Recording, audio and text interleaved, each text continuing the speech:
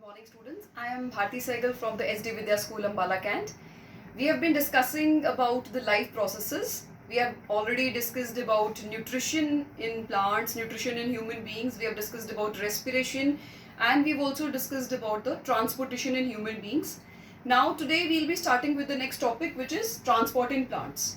Now, in the plants, transport is quite simpler as compared to the transport in humans. The humans have transportation with the help of blood vessels, blood and heart.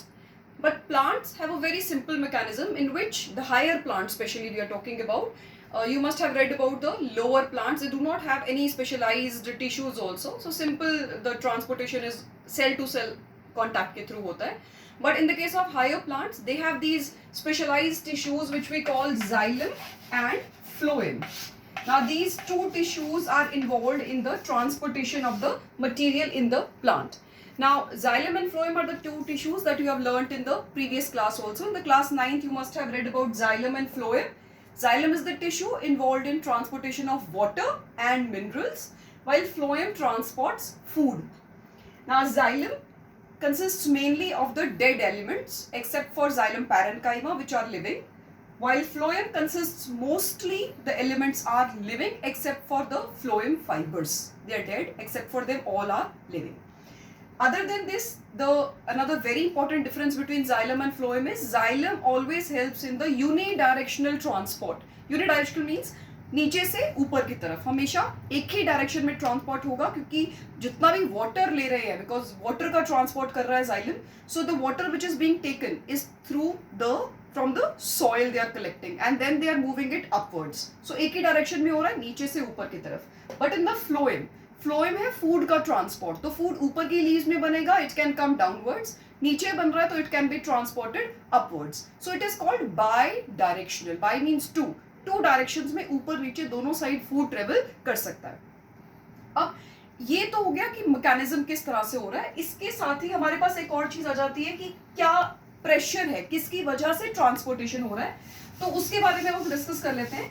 We are going to discuss about the forces which help in the transportation in plants. The first force, now first of all I am talking about the transport of water and minerals through the xylem. Through the xylem, first pressure or first force which act is called as the root pressure. Now what is this root pressure? As the name indicates, root pressure. So what all is there in the root pressure? पानी जो है वो enter कर रहा है roots के अंदर. अब roots के अंदर क्यों enter कर रहा है? क्योंकि roots एक्टिवली मतलब एनर्जी यूज करके आयंस को अपने अंदर अब्सॉर्ब करते हैं, क्योंकि उनको आयंस चाहिए सॉइल में से. Because you know that all the ions, आप लोगों ने माइक्रो मैक्रो न्यूट्रिएंट्स भी पढ़े हुए हैं कि ऑलमोस्ट सारे न्यूट्रिएंट्स सॉइल में से ही लेता है.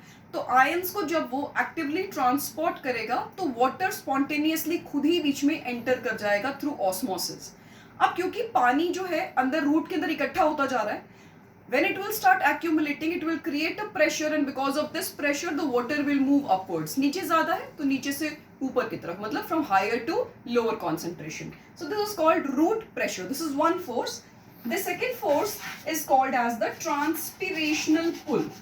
Now what is this transpirational pull?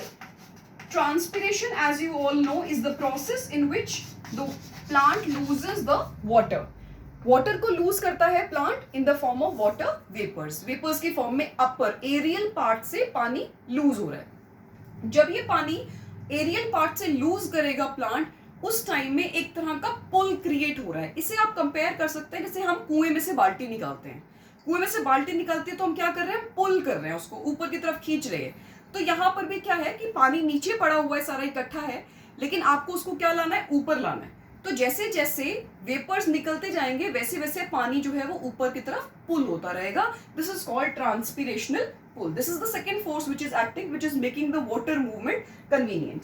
The third force which is acting, we call it as cohesion tension. तो पानी की एक और प्रॉपर्टी है कोहेजन टेंशन, और साथ ही साथ हम अधेशन का प्रॉपर्टी भी लेते हैं.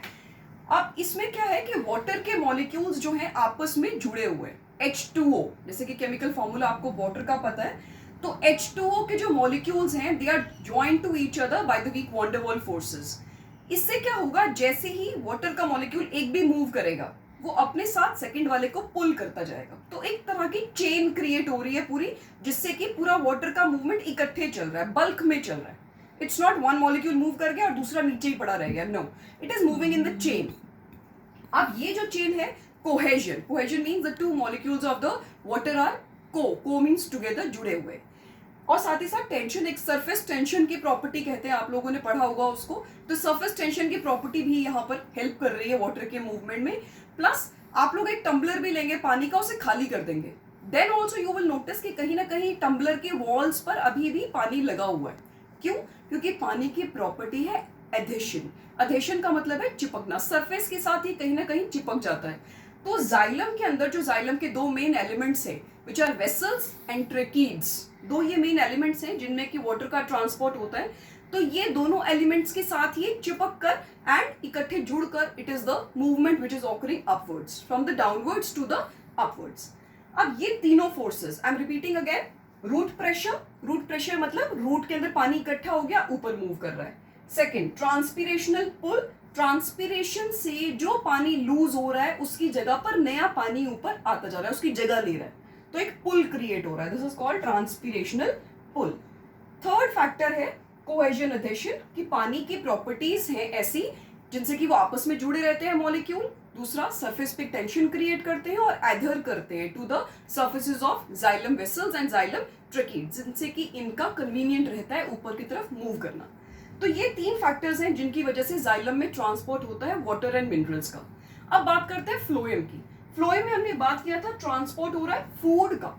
अब फूड का ट्रांसपोर्टेशन के लिए हमेशा एक बात ध्यान रखनी है, एक ये डिफरेंस भी है बिटवीन जाइलम एंड फ्लोएम, कि जाइलम में ट्रांसपोर्टेशन जो है it is without the involvement of energy, बिना एनर्जी के इन्वॉल्वमेंट के स्पॉन्टेनियसली वाटर खुद ही मूव कर रहा है। ये जो तीन फैक्टर्स अभी हमने डिस्कस किए उसके अंदर। लेकिन फ्लोएम के अंदर जो ट्रांसपोर्ट हो रहा है, the phloem has the transportation which we call as active transport. Active का मतलब with utilization of energy. तो एनर्जी का यूज होगा जिससे कि कोई भी चीज को, अगर सिंथेसिस, फोटोसिंथेसिस हुआ है लीव्स के अंदर, वहां से फूड को मूव करना है, तो उसके लिए ATP, energy currency, that is adenosine triphosphate, वो यूज होगा, तब फूड वहां से कहीं और ट्रेवल करेगा, नहीं तो ट्रेवल नहीं करेगा। तो this involves the expense of energy and it is called as the active transport, जबकि जाइलम का ट्रांसपोर्ट है पैसिव। पैसिव मतलब बिना इन्वॉल्वमेंट ऑफ एनर्जी के। So that's about the transportation in plants. We'll discuss about the excretion in the next video.